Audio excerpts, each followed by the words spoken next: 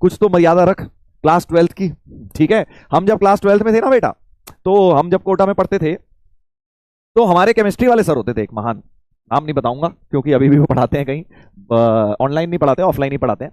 तो वो भाई साहब रात के 8 बजे तक उनकी क्लास होती थी, 6 से 8 केमिस्ट्री क्लास होती थी।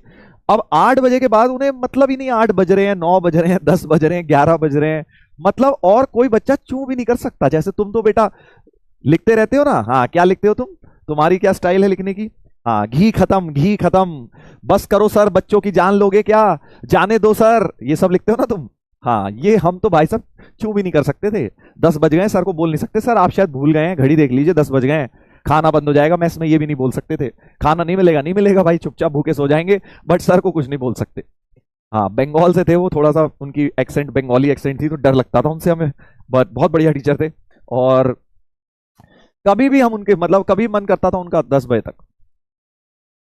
हाँ बताया था सर आपने, हाँ सर आशीष सर भी थे वहां, नहीं नहीं आशीष सर थोड़े ना थे तब, जब हम पढ़ते थे तब नहीं थे आशीष सर वहां पे, बंसल में तब नहीं थे, हम तो बहुत पहले पढ़े थे यार, आशीष सर तो बहुत बाद में आए होंगे।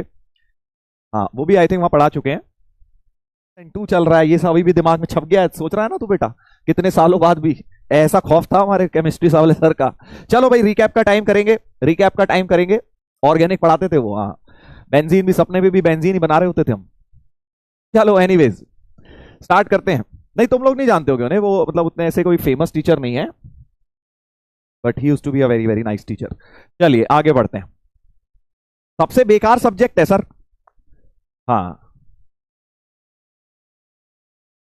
चलो स्टार्ट करते हैं, स्टार्ट करते हैं, कोई बेकार नहीं, सब अच्छे सब्जेक्ट हैं, सब किसी से भी सब्जेक्ट से ज्यादा इमोशनल नहीं होना है, क्योंकि सारे के सारे सब्जेक्ट जो हैं नंबर दिलाने के लिए हैं और सारे अच्छे हैं, सब में बराबर नंबर आते हैं। मैथ्स के 4 नंबर, केमिस्ट्री के 4 नंबर, सब कुछ एक ही है, स्कोरिंग तो सबसे ज्यादा वही है। हाँ एक मैं बड़ी इंपॉर्टेंट बात तुम लोगों को बता दूं, कई बच्चे केमिस्ट्री की जो मैंने बात करी इसके बाद ये कह रहे हैं I hate chemistry, I hate. कई बार ना ऐसा मैंने देखा है, मतलब हमारे टाइम भी होता था कि जो बच्चों की मैथ्स या फिजिक्स बहुत अच्छी होती थी वो कहीं ना कहीं केमिस्ट्री से कोई ना कोई, कई बार कई सारे बच्चे हेट करने लगते थे, क्योंकि वहां उतना शायद लॉजिक नहीं लगता है, थोड़ा याद करना पड़ता है, कभी कुछ भी हो जाता है।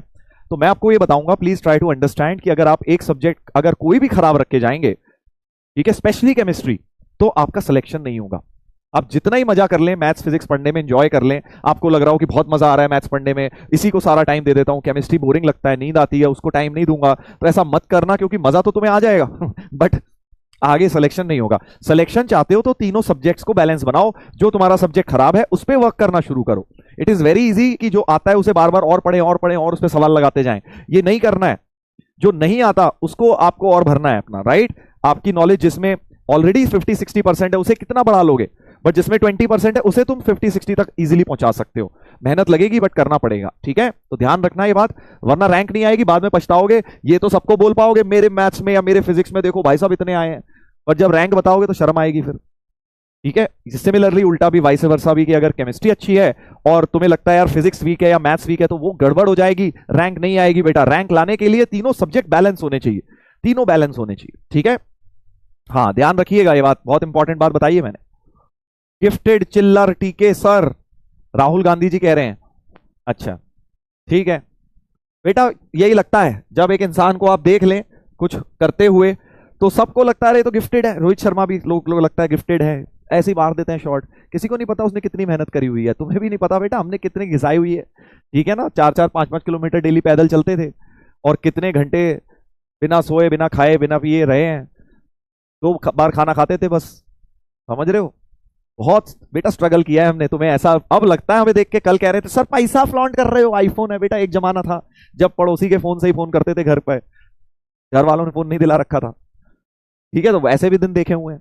तो सबकी लाइफ में स्ट्रगल होता है बेटा। It is very easy to say sir आपकी लाइफ बढ़िया है, सर आप बढ़िया हो, सर आपकी किस्मत बढ़िया है, सर आप तो बढ़िया टीचर से पढ़े थे, सर आपका सब बढ़िया है।